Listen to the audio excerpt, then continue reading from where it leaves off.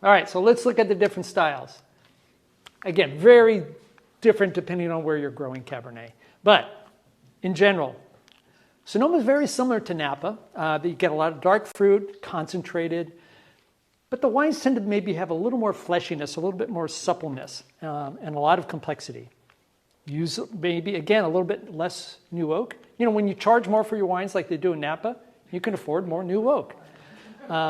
And sometimes the wines tend to be, like I said, a little more elegant, a little bit more plush.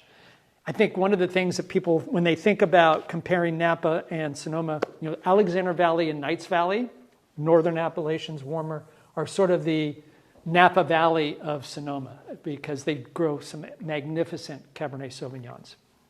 And I think that when Sonoma first started making Cabernet, it was mostly in Alexander Valley. And the grapes were planted mostly in the valley.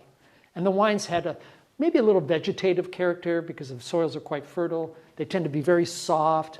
But now they're planting more up on the foothills of the mountains. And the wines are beginning to get more structure and mimicking Napa a lot more than they have in the past.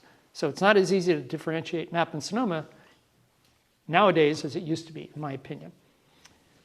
And then consequently, Napa, again, you get a lot of deep color, fine-grained tannins, good acidity, full body. Again, more oak. They can afford it.